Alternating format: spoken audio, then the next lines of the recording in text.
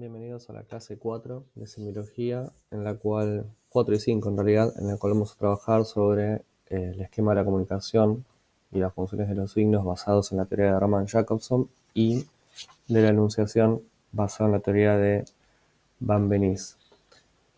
Tenemos una diapositiva que yo ya les compartí al inicio de la semana pasada, de esta semana, en la cual trabajamos algunos textos en particular. Acá tenemos un índice en el cual vemos los conceptos claves que voy a destacar de estos autores. Vamos a ir con el primero de ellos, que es el esquema de la comunicación, basado en el trabajo del lingüista o crítico literario Roman Jakobson, que nació en Rusia en 1896 y luego emigró a Estados Unidos, donde fallece en 1982. Este lingüista elaboró una de las clasificaciones más interesantes, esquemáticas y profundas sobre las funciones de los signos. Ustedes lo tienen en el material de Sequeto para leer, donde lo que elabora es una serie de funciones en base a los elementos de la situación comunicativa que aparecen en cada una de las comunicaciones, ¿no? O sea, en toda situación comunicativa aparecen estos elementos constitutivos, ¿sí? Ahí lo vemos en el esquema. Aparece un emisor, que dirige su mensaje a un receptor. Esto sería como el esqueleto central de la situación comunicativa, un emisor, mensaje, receptor. Sin embargo, aparecen otros elementos, ¿sí?, que vendrían a ser el canal, que es por donde circula el mensaje. El mensaje en sí está compuesto por un código, que lo podíamos relacionar cuando hablábamos con Peirce o Saussure del signo lingüístico o no. El código es eso, justamente, ¿no? De qué está hecho ese mensaje. Si son de palabras, ¿sí?, sería un código lingüístico, y si no son palabras, son imágenes, podría ser un código no lingüístico. El canal está determinado también por eso, porque si son palabras y están escritas, va a ser un canal visual. Por ejemplo, yo recibo un mensaje de WhatsApp o leo un cartel en la calle, pero si escucho ese audio de WhatsApp, sería, digamos, un canal auditivo, ¿no? Es decir, que el código y el canal están intrínsecamente relacionados. Obviamente que en esta situación comunicativa se han elaborado esquemas más complejos a partir de la teoría de Jakobson. Nosotros nos vamos a quedar con en la cual lo que plantea este lingüista es que en cada situación comunicativa intervienen, además de estos elementos, los procesos de codificación y descodificación del mensaje, ¿no? Que acaben las flechas como un ida y vuelta, porque en realidad esto es una retroalimentación. Desglosar, si se quiere, una conversación, que de hecho se hace, por ejemplo, en los trabajos de analistas del discurso, se desglosan, por ejemplo, entrevistas, discursos enteros, y se van analizando detalles para ver un montón de marcas subjetivas que aparecen o de intenciones de los hablantes. Es un trabajo muy arduo que excede los objetivos de nuestra materia, pero sí tenemos que tener presente que esto puede pasar. O sea, este trabajo se hace. Los lingüistas desglosan discursos enteros y analizan en base a ciertos conceptos esos enunciados, esos mensajes. Bien, dicho esto, toda esta situación comunicativa sucede en un contexto, claro está, ¿sí? El contexto va a ser muy importante, va a determinar muchas veces el carácter de los enunciados, y la relación que se establece entre el emisor y el receptor también va a determinar el tipo de enunciados que circulen entre ellos. Bien, siguiendo con esta idea de Jakobson, este lingüista propone que a cada elemento del circuito de la comunicación le corresponde una función predominante, ¿no? Hay 6 elementos de la situación comunicativa, tenemos 6 funciones. Esto tiene que ver con pensar el lenguaje como en su uso, en su utilidad, en sus fines, ¿no? O sea, para hacerse la pregunta, ¿para qué usamos el lenguaje? Vendría a ser como una visión utilitaria, si se quiere, del lenguaje, lo que propone Jakobson, y él separa, clasifica, ¿sí? Si bien sabemos que toda clasificación es insuficiente, él clasifica en cierta medida y ordena de acuerdo al tipo de finalidad que busque el emisor, si se asocia con tal o cual elemento de esa situación comunicativa. Entonces, la función emotiva va a estar asociada a lo que es el emisor, ¿sí? Y la finalidad de esos enunciados es justamente manifestar los sentimientos, emociones u opiniones de aquel que toma la palabra, ¿no? De esa primera persona gramatical en los enunciados. Ahí lo vemos en el ejemplo de Mafalda, donde, por ejemplo, cada una de las participantes enuncia un mensaje y pueden advertirse esa función emotiva, dado que cada una está transmitiendo sus sentimientos, sus emociones sobre un determinado tema. Luego tenemos la función conativa o apelativa, en la cual el emisor lo que intenta es justamente convencer o dar una orden al receptor, ¿sí? Entonces, el elemento de la situación comunicativa que se destaca en este tipo de enunciados es justamente el receptor. Lo que importa ya no es el emisor, no importa saber qué opina el emisor, sino que lo que importa es el receptor, cómo toma el receptor ese enunciado, ¿no? Por eso es apelativa, porque apela, ¿sí? Llama la atención del receptor. Es el caso, por ejemplo, de las órdenes, de los pedidos, ¿no? Que a veces pueden estar invisibilizados mediante una pregunta. Si yo te digo, por ejemplo, ¿me podrás traer un café? ¿No? Si estoy, por ejemplo, no sé, en un bar, estoy dándole una orden, en definitiva, digamos, al mozo, ¿sí? Pero esa orden está eh, encubierta, si se quiere, mediante una pregunta, es más sutil, ¿no? O muchos de los que estamos acá en esta aula, en este curso, somos, no sé, docentes, ¿no? Y entonces les decimos a nuestros estudiantes, pueden copiar del pizarrón, y bueno, eso vendría a ser una orden, pero está encubierta mediante la pregunta, ¿no? O sea, podemos tener enunciados que sean, digamos, que encubran las órdenes, o que serían enunciados más indirectos, o pueden ser enunciados directos en donde la orden está explícita, ¿no? Cópiate el pizarrón o tráeme por favor un café. Bien.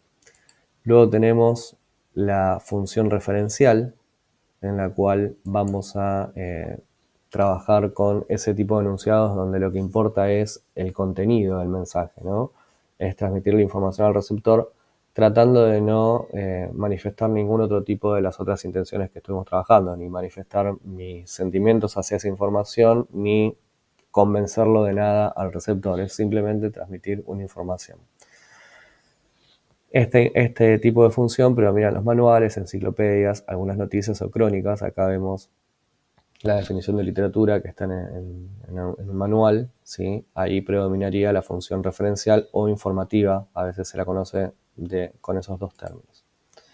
Luego tenemos la función poética o estética, que es la que predomina digamos, en los discursos literarios, en los textos literarios, ¿sí? Pero no necesariamente es algo de los textos literarios, puede estar también en una canción, ¿no? En un mensaje, digamos, afectivo no sé, entre una pareja. Si bien ahí también estaría lo emotivo, puede aparecer lo poético, porque lo poético apunta a esos mensajes que tratan de embellecer la estructura del lenguaje, ¿no? O sea, tratan de llamar la atención de un modo, si se quiere, estructural, literario, discursivo. Por eso hay muchos recursos lingüísticos, o si se quiere, literarios, como las personificaciones, las metáforas, las imágenes sensoriales. Hay algunas publicidades que, si bien la publicidad tiene predominantemente una función apelativa, hay algunas publicidades que, en base a la estética con la que trabajan, se pueden identificar funciones poéticas en ellas. La función metalingüística es la función propia generalmente de las gramáticas, los diccionarios, ¿sí? Los manuales de gramática. ¿Por qué? Porque es la función que se centra en el código, es decir, aquellos mensajes que intentan reflexionar sobre el código, el idioma, ¿sí? Sobre el signo utilizado. En ese sentido, acá vemos, por ejemplo, la viñeta de Quino, democracia, y ahí se define la palabra democracia, ¿no? Bueno, esa definición de la palabra democracia lo que intenta es justamente reflexionar sobre el lenguaje, ¿no? Sobre un elemento del idioma, entonces predomina ahí lo metalingüístico.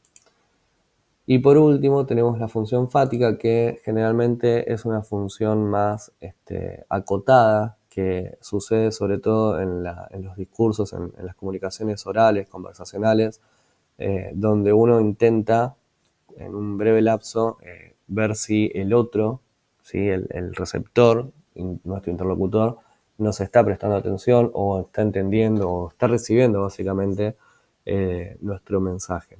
Fática viene de fatum, del latín, que es hecho, y que es justamente, ¿por qué fática? Porque se propone verificar si el hecho comunicativo está en curso, o sea, si está activo, si no se cayó ese hecho comunicativo, ¿no? Bueno, acá vemos un ejemplo de Homero Simpson, donde hablando por teléfono, dice, hable más fuerte que tengo una toalla, está como infiriendo, dice aló, está preguntando si del otro lado hay alguien, ¿no? Porque no está entendiendo bien el mensaje que recibe. Ahí, cuando uno hace ese tipo de preguntas, por ejemplo, ¿me escuchás? ¿Me entendiste? En ese breve lapso del discurso aparece la función fática. Luego, de acuerdo al sentido que retome la conversación, bueno, aparecerán otro tipo de funciones. Y esto que estoy diciendo es importante, porque uno tiende a pensar, bueno, en un discurso aparece una sola función, ¿no? Del lenguaje, pero en realidad no sucede así en la práctica, sino que lo que se dan es una coexistencia de funciones del lenguaje. Claramente va a haber una idea de predominancia, es decir, en un mensaje, ¿sí? Generalmente va a predominar una de ellas, ¿sí? Y esto tiene que ver mucho con el contexto, ¿sí? Si estamos ante una publicidad, seguramente, como les decía antes, si hay algún tipo de preocupación estética, aparezca la función poética en algún pasaje de esa publicidad. Sin embargo, lo principal, lo predominante en una publicidad es la cuestión apelativa, o sea, convencer al espectador, ¿sí? Al receptor, de que consuma o de que compre un determinado producto. Entonces, para repasar, ¿sí? Jacobson lo que plantea es un esquema comunicativo que sucede siempre que un emisor envía un mensaje a un receptor, donde se ponen en juego una serie de elementos, ¿sí? Estos 6 elementos, y preocupados por la finalidad del lenguaje, o sea, por cuál es la intención del emisor con ese mensaje, establece una serie de funciones lingüísticas asociadas cada una a los elementos que estuvimos trabajando antes. Función emotiva para el emisor, función conativa o apelativa para el receptor, función estética o poética para el mensaje, función referencial, ¿sí? Para lo que es la información, la función metalingüística, la reflexión sobre el código, y la función fática sería asociada a lo que es el canal, si el canal comunicativo está funcionando o no. Recordemos entonces también la relevancia del concepto de predominancia, ¿sí? Si en un mismo discurso pueden aparecer más de una función, sin embargo hay una que predomina por sobre el resto. ¿Cómo hago para determinar cuál es la que predomina? Bueno, el contexto, ¿sí? Me va a ayudar mucho en definir cuál es la que se destaque por sobre otra. Pasando, ¿sí? Al otro teórico que vamos a trabajar en esta clase y en la siguiente, que es Émile Benveniste, lingüista francés, nacido en 1902 y fallecido en 1976. Con Benveniste nos vamos a la idea de trabajar del signo como una unidad aislada, como lo pensábamos con Saussure, medianamente también con Peirce, si bien intervenían elementos, ¿sí? del contexto. Bueno, lo vamos a pensar con Benveniste en un texto más amplio, o sea, en el discurso, o sea, del signo al discurso, ¿sí? Es pensar estos conceptos de Saussure o Peirce, que eran más abstractos quizás, en una forma un poco más concreta. O sea, vamos en orden creciente, nos vamos acercando a lo pragmático, a lo concreto del discurso. Empezamos ahora con Benveniste, luego vamos a seguir con Bourdieu y más adelante con Bakhtin, donde vamos a ver ahí ya la cuestión de géneros discursivos, donde se plasman, si se quiere, algunas cuestiones más concretas de discursos, ¿sí? Reales, que van sucediendo y vamos dejando un poco la cuestión tan abstracta de sistema de la lengua, ¿no?, que plantea Saussure, pero que, sin embargo, aún siendo abstracta, nos permiten entender los conceptos que vienen luego, ¿no? Porque, por ejemplo, acá vamos a ir trabajando algunas cuestiones que se podrían relacionar con las teorías de Saussure o de Peirce, respectivamente. Bien, ¿qué es lo que dice Benveniste? Dice, Benveniste habla de la enunciación. En palabras de él, la enunciación es poner a funcionar la lengua por un acto individual de reutilización. Es el acto mismo de producir un enunciado y no el texto del enunciado lo que es nuestro objeto. Recuerde que el objeto de estudio de Saussure era la lengua, ¿no? Bueno, Benveniste acá lo que le importa es cómo se pone en funcionamiento esa lengua, ¿no? Y se pone en funcionamiento, o cada vez que se pone en funcionamiento, se debe a que el locutor moviliza la lengua por su cuenta. La relación entre el locutor y la lengua determina los caracteres lingüísticos de la enunciación. Fíjense que tenemos la lengua como posibilidad, sistema, Saussure. Pasamos a la apropiación de un locutor de dicho sistema de la lengua y eso genera un discurso. Acá tenemos más información. Según Benveniste, a partir de la enunciación se constituyen el locutor y el alocutario, es decir, el yo y el tú de ese discurso, así como también aparece expresada una relación del locutor con el mundo. Entonces, cada enunciación instaura en el nivel discursivo tres entidades: locutor, alocutario y referente. Esto que dice acá de nivel discursivo no es menor, ¿no? Porque lo pensábamos anteriormente con Jacobson y pensábamos en emisor y receptor. Y uno tiende a pensar que el alocutario, lo vamos a ver acá más adelante, ¿sí?, en las instancias discursivas uno tiende a confundir lo que es la situación de enunciación con la situación de comunicación, ¿no? Hay un trabajo interesante de Dominique Manguenot, que está en la bibliografía ampliatoria, que plantea justamente algo al respecto, y ella lo que está diciendo es, en la situación, digamos, de enunciación, en este texto, dice situación de enunciación o situación de comunicación, ¿no? Bueno, yo los remito a ese texto porque si bien está en la bibliografía ampliatoria, aclara algunos conceptos, ¿no? Básicamente lo que ella dice en este trabajo es que muchos asimilan lisa y llanamente, sin mayores consideraciones teóricas, situación de enunciación y situación de comunicación. O sea, lo toman como algo igualitario, como sinónimos, ¿no? En esta asimilación, la situación de enunciación se confunde con el contexto empírico en el que el texto se produce, porque vamos a esto. Jacobson lo pensaba desde un punto de vista exterior, ¿sí? O sea, plantea la situación comunicativa desde el exterior, si se quiere. Lo que está planteando Benveniste es desde el interior del discurso, es decir, son niveles distintos. Por eso, desde Manguenot, lo que estamos pensando es que no hay que confundir, si bien a veces pareciera que son iguales, no hay que confundir lo que es situación de comunicación con situación de enunciación, ¿sí? Los remito a este texto porque quizás les va a aclarar algunas dudas que surjan de la comparación entre estos dos autores, entre Jacobson y Benveniste. Repasemos entonces. Jacobson lo toma al análisis lingüístico, ¿sí?, de la reflexión del lenguaje desde un punto de vista externo. Por eso hablamos de emisor-receptor. Mientras que Benveniste lo toma desde una visión interna, o sea, es una instancia discursiva lo que a él le interesa. O sea, están dentro del enunciado, las categorías de locutor, alocutario y referente. Siguiendo con esta idea, Benveniste dice que el locutor es la forma lingüística que indica a la persona que se hace cargo del discurso y que se constituye como centro de referencia interna.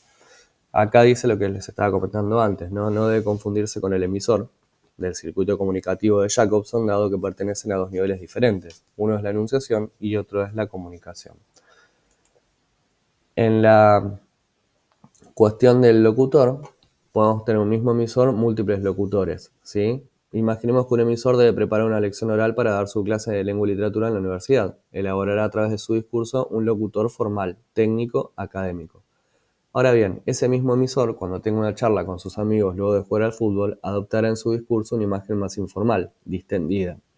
En ese sentido, se puede afirmar que un mismo emisor, o sea, la persona física, para el circuito comunicativo de Jacobson, puede constituir diversas imágenes de sí mismo en el nivel discursivo. O sea, yo puedo mostrarme, ¿sí?, de manera distinta. O sea, el yo que muestre como instancia discursiva en cada uno de los mensajes que yo prepare van a ser distintos de acuerdo a qué, al contexto, ¿sí? A la finalidad de mi mensaje. No es lo mismo que yo esté hablando ahora en esta clase, ¿sí? Dentro de un contexto universitario en la Universidad de 3 de Febrero en la materia de semiología, que si yo instauro ese yo discursivo en un mensaje de WhatsApp en un grupo familiar, ¿sí? Va a ser totalmente distinta mi forma de expresarme, ¿sí? Y mi forma de caracterizar ese yo, ¿se entiende?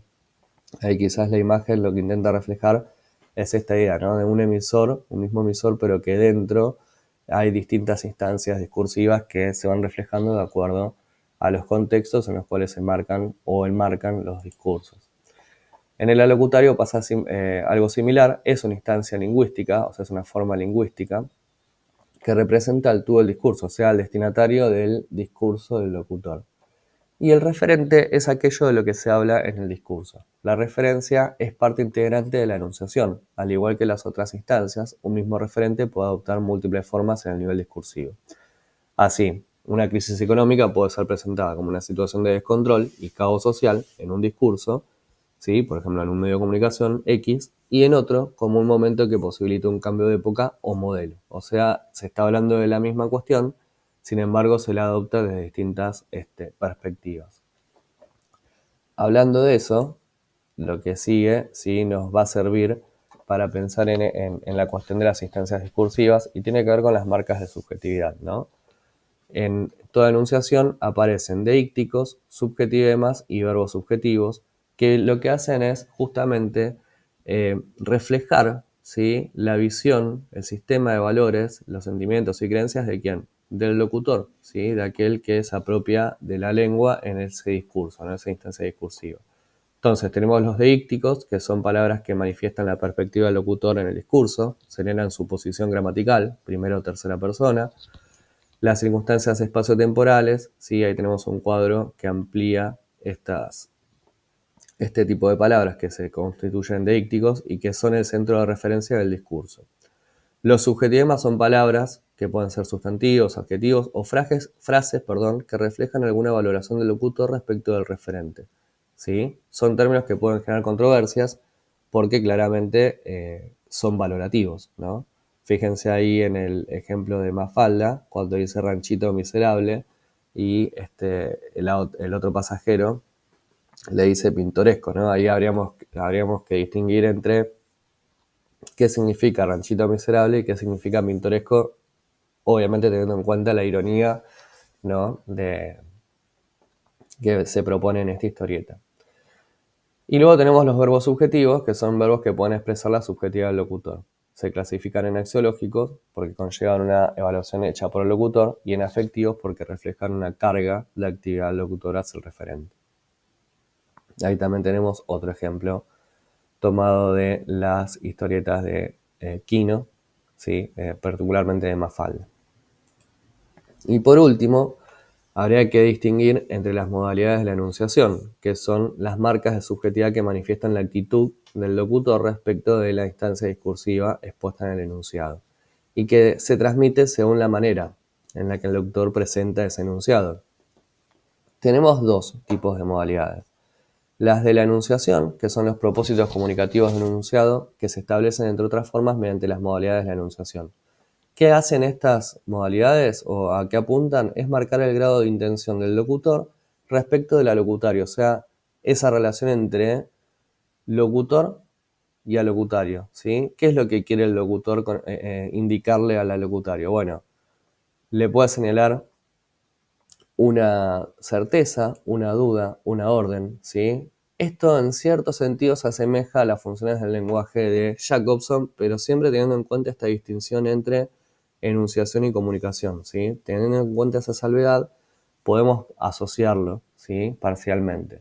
Se utiliza, por ejemplo, la modalidad aseverativa cuando lo que se comunica es considerado certero y real, la interrogativa cuando se utiliza para señalar una duda, la imperativa cuando se utiliza para dar una orden o indicación, y la exclamativa cuando se quiere poner énfasis en algún contenido, ¿sí? Para transmitir un sentimiento del locutor. Por eso les decía que hay muchas similitudes entre la clasificación de las funciones del lenguaje y las modalidades de la enunciación, o sea, entre Jacobson y Van Benisse. Por otro lado, en las modalidades del enunciado, el locutor refleja una evaluación del contenido informativo del enunciado, ¿sí? La forma en que se refleja dicha evaluación es a través de las modalidades del enunciado. Para que quede quizás claro, porque esto a veces tiende a parecer que es lo mismo. En las modalidades de la enunciación, a lo que se apunta es al cómo el locutor transmite esa información al alocutario. En las modalidades del enunciado es sobre todo qué evaluación refleja el locutor sobre el enunciado, ya no hacia el locutor, al alocutario, sino sobre el enunciado.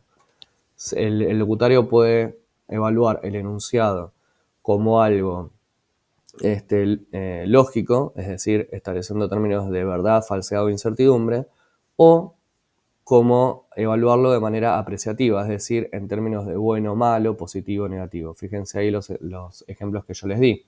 Dentro de las modalidades lógicas, si yo digo seguramente los estudiantes prepararon el examen, estoy expresando una certeza que se ve ¿dónde? En el seguramente, ¿sí? Si digo sin duda, los estudiantes no prepararon el examen, ahí sin duda sería digamos, un indicativo de falsedad, y si digo quizás los estudiantes prepararon el examen, es un indicativo de incertidumbre, o sea, estoy evaluando ese contenido como algo incierto.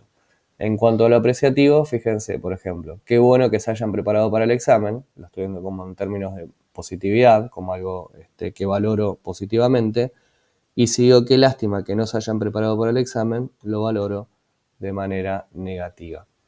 Bien, la idea de esta clase entonces era destacar algunos de los conceptos que van a trabajar o que estuvieron trabajando en esta semana con los textos de Sequeto, que habla sobre Jacobson, y el texto de Van Benisse sobre el aparato formal de la enunciación. Igualmente, el de Van Benisse vamos a volver en esta semana que entra, no porque tenemos el parcial, pero en la próxima semana, posterior al parcial, vamos a volver sobre Van Benisse y ahí vamos a profundizar en algunos conceptos que quizás ahora se muestran muy por arriba o superficialmente. Bueno, los espero en el foro con sus dudas y o comentarios, y nuevamente les agradezco por la escucha atenta.